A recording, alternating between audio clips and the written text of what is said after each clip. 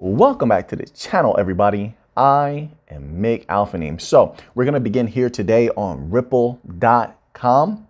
And this article is titled, "The Convergence of Traditional Finance with Crypto." This is so key because so many people don't understand how much money XRP stands to bring in. Now, I know everybody loves to discuss, as well as I do, all the big banks and all of these large financial institutions that are signed up to utilize XRP. We love to talk about the governments that Ripple is getting shoulder to shoulder with.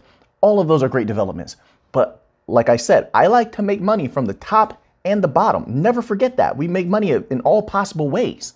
That's how you generate wealth, right? And so Ripple keeping their eye on the ball is not forgetting the smaller businesses, the smaller people. Ripple is saying, hey, we're going to bring in as much money as possible. We're going to make it possible for everybody to obtain the assets that they want to obtain at the prices that they might be able to obtain them, like respectably, fairly. They're saying that everyone's going to be able to get in on this. So let's just read this little bit, because this is a huge indicator that Ripple is going to scrape up a ton of money at the top and at the bottom. Let's begin right here. It says, financial players that don't have the technical or capital resources to integrate crypto, or those that tend to lean more risk averse, should not be excluded from reaping the benefits of this technology. You know what that means, right? That means, don't worry, we're going to make it so all of you can get in on this and we can access your money, that you can bring your money to us because we want your money as well. That's what it means. And I love it, because what does that mean for you and I? Because Ripple is hungry and keeping their eye on the ball, and they're going to be getting money at the top and at the bottom, that means that price of XRP could possibly be bigger. Like, as I keep iterating, could be bigger than what most people are anticipating. I think it will actually shock a lot of people. So let's continue on here. It says, Ripple's liquidity hub will enable many different types of businesses to source a variety of digital assets at the best prices. Quote, our conversations with financial institutions allude to an increasing appetite when it comes to testing crypto offerings and understanding how existing payment processes and flows can be improved through crypto primitives. Notes Sonny Joseph, Ripple's VP of Payments. So take this serious. It says, in his latest article on the blending of once distinctly disparate industries, Sonny highlights different paths for financial institutions to incorporate crypto. One of these paths would require financial institutions to take on the burden of understanding, managing, and resourcing crypto themselves. This is sort of like what the Bank of International Settlements has been talking about, and I understand why they would take that path, because they want their people to be privy to every possible way that this technology functions. They don't want to too heavily rely on a third party, NBFI, non-banking financial institution, fintech, whatever you want to call them. I understand that. They're a very powerful entity. So while they will leave a whole lot up to the NBFIs and the fintechs, they don't want to leave everything up to them. However, other businesses may not have time for that. They may not have the capital for that, the capital that a central bank may have, right? They can't exactly tap into SDRs if they ever get into financial trouble, right? So Ripple is trying to make this as simple as possible for them. Let's continue on here. It says, whereas the other path would enable financial institutions to leverage the enterprise of firms well-versed in all things crypto to work as trusted partners, just as Ripple does through its crypto sourcing solution, Ripple Liquidity Hub. 10 years of experience and knowledge gained from partnering with the financial institutions to enable streamlined payments using crypto solutions has Ripple well positioned to help these same institutions source crypto with Liquidity Hub. Now, think about this for a minute. Think about what they just said. So this is another service that they're bringing to the table. Allow us to source the crypto for you. Allow us to bring you the best prices. Now, you have to know they're going to pay for that service. So that's more money coming to Ripple. Now, a lot of people may say, well, how would they be paying for that service? Now, there's the possibility they could allow them to pay that in fiat. However, that's not in Ripple's best interest, because Ripple has a vested interest to make sure that XRP price goes up. That's where they're going to make all their money from, just like that's where we're going to make all our money from when it comes to the XRPL. So I would think that they would do a package deal Doesn't that make sense? Instead of having separate fees, have everything packaged together. You want to use the liquidity hub, you can also have us as, how do they phrase this? Institutions to leverage the expertise of firms well-versed in all things crypto. Then after that, they say Ripple Liquidity Hub. So, well, if you want to use us as a sourcing firm, then you're going to have to pay us for that service as well. However, you don't have to pay for it separately. You can package it all together. But if you're using Ripple Liquidity Hub, obviously you're using XRP. Right? So the fiat comes in, it's turned into XRP. That's how everything functions, right? That's how the machine functions, which means now the price will go up higher because now there is this offering that they have where they're going to be helping you to obtain the best possible crypto for whatever needs that you, best serves your needs, then also at the best prices. So that also would theoretically be paid in XRP. So that's even more value flowing across the XRPL, which means what? If all of these large financial institutions do this and all of the small financial institutions do this, that would theoretically mean a higher XRP price, correct? There's higher value, 1, and there's higher volume, 2, correct? I think that's just logical. There's the little things inside some of these articles that are just so potent, especially now, I'll say that, and then we're gonna move on to another article. We have chapters in here. If you want to skip around, I got a couple other crypto I'm going to cover. If you don't want to hear about that crypto, you can skip around, go to another chapter of another crypto that might interest you, okay? But this is huge in my humble opinion. And it's great to see that Ripple still is innovating and bringing even more opportunity to the XRP holders and them being holders themselves in the XRPL, right? So now let's continue on here, right? We have more activity from Stellar. Stellar continues to do a very good job. In my humble opinion, I think IBM and Lightnet have done a better job. They are the big pushers, but Stellar Foundation does bring certain things to the table. But there are entities that are working with Stellar that kind of take the charge. They take over, and it's really they should receive the credit for something like this here. In my humble opinion, this is on Stellar.org. Whitebit integrates USDC on Stellar. So it says, Whitebit, one of the largest digital asset exchanges in Europe, announced their platform's integration of USDC on Stellar.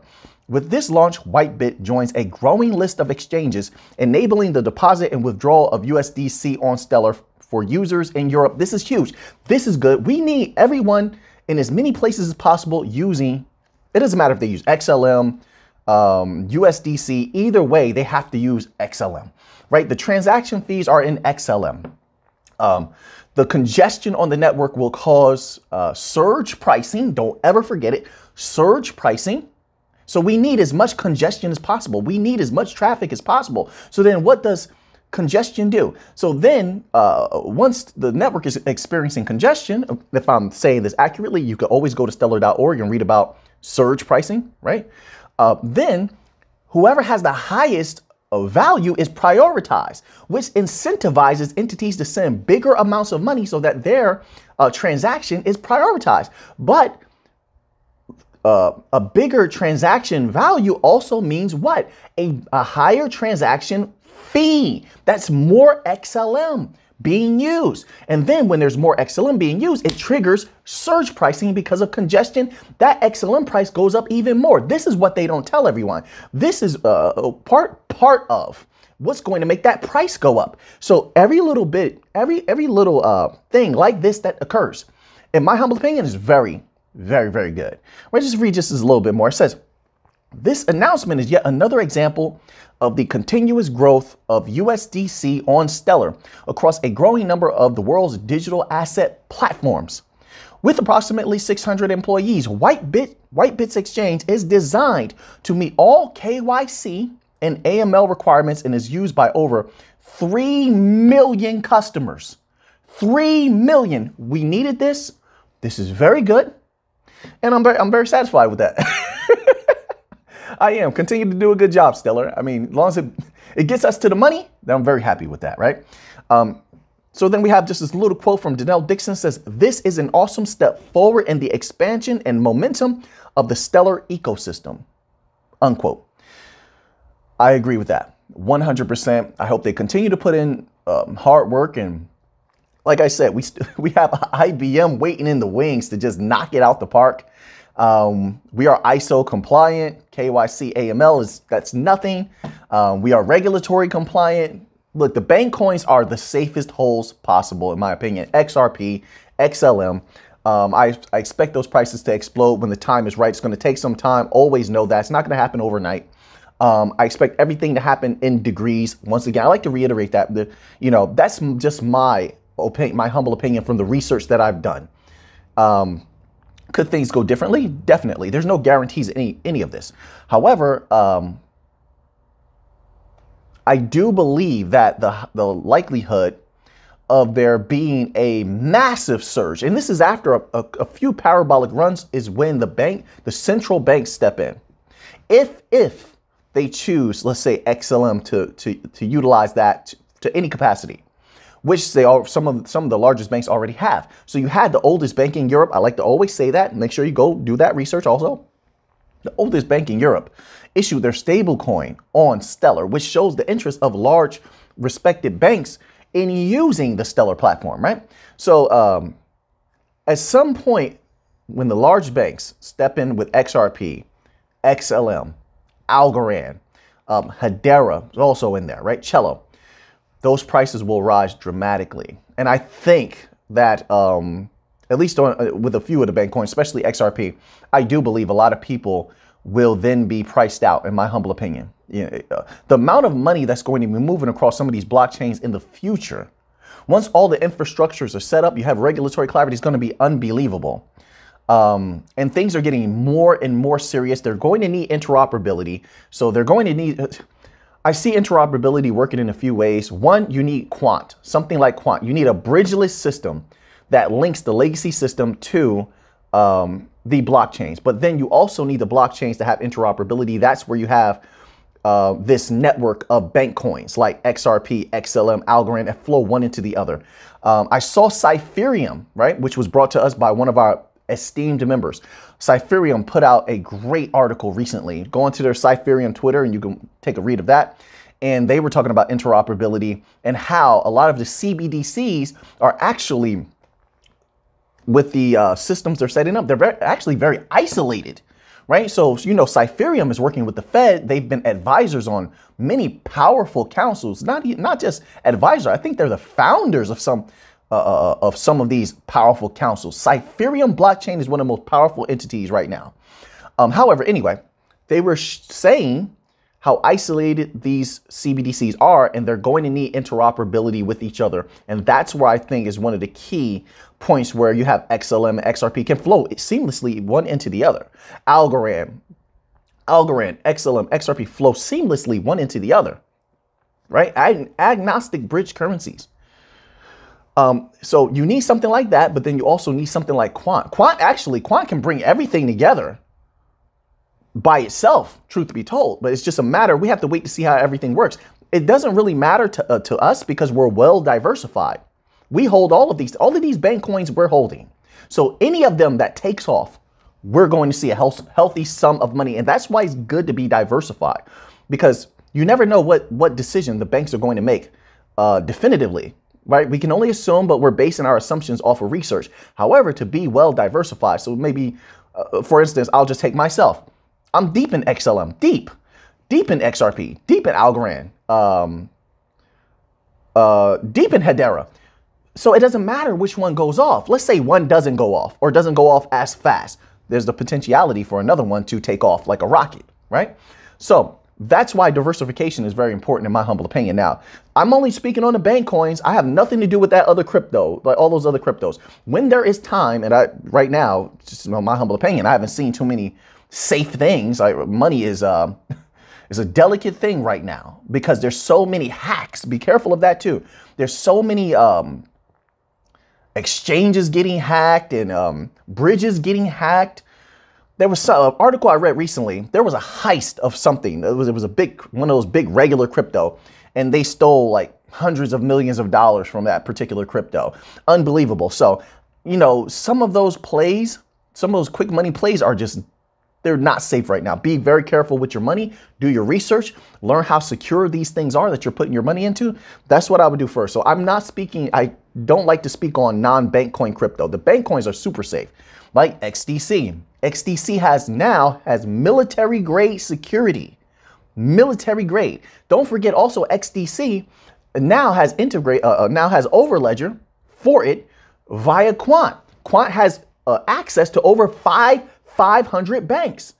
You put these puzzles together, over 500 banks. That's more than XRP. Now there's no guarantee. I mean, XRP has the guarantee. They have things signed on the dotted line for institutions to use them. I get that. Quant has access where we have to wait and see if they're actually going to be utilized by those 500 banks that they have access to via Vechain and SIA partners, right? But it's there. And also keep in mind, like I said, Quant only has 13 million coins. That's it. That is a low circulating supply. It doesn't take a whole lot for that to take off. But you see all these connections?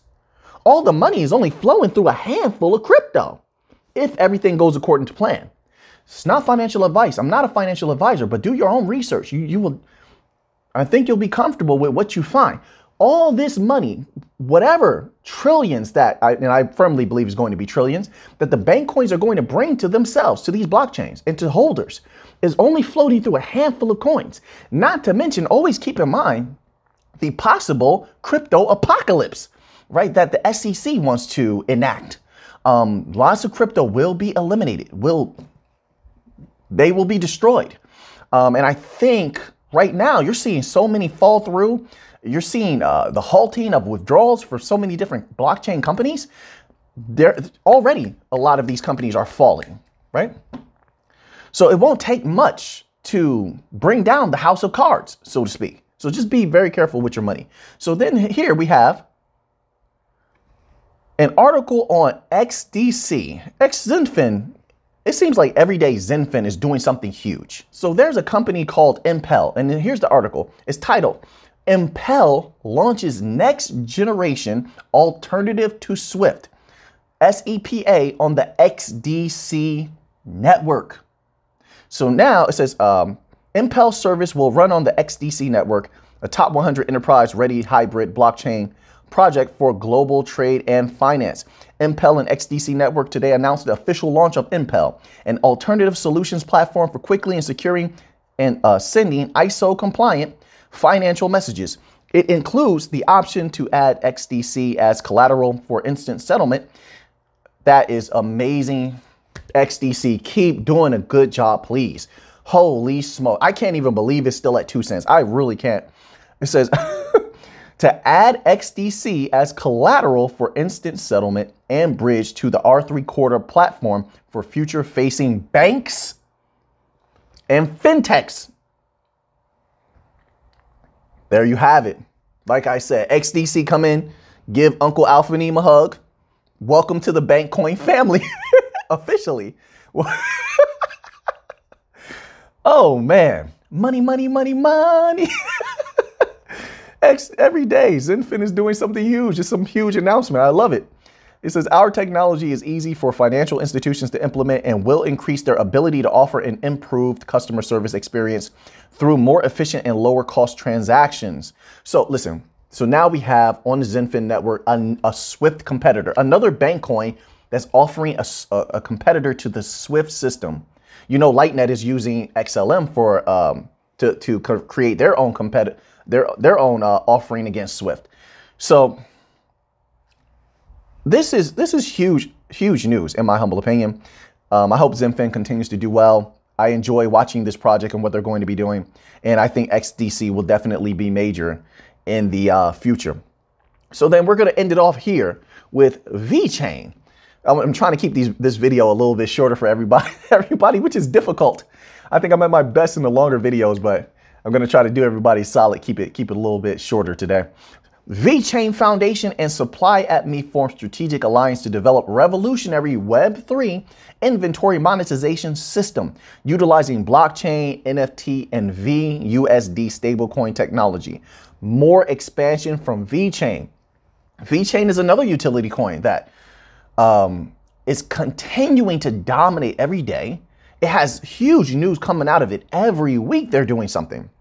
A new partnership. They're showing how the technology works. There's a new region that they're building in. I mean, I expect Vechain to explode. And like I said, people hold so much Vechain right now, at least, you know, from what I know. People tell me a lot of things. I have a lot of subscribers and a lot of members, and people are holding a ton of Vechain. It doesn't take a wild, crazy price for people to be very, very well off from Vechain. And that really goes for almost all of the utility coins, the real utility coins, Vechain, Quant, XLM, XRP, Algorand, Hedera, Cello. Like, people are so deep in them and they're just sitting back, patient and quiet. They really don't say a whole lot, that it doesn't take a crazy price for people to be well off. Well, they would love to see a crazy price. I would love to see a crazy price, but it really doesn't take that at this point. I think everybody is well prepared right now.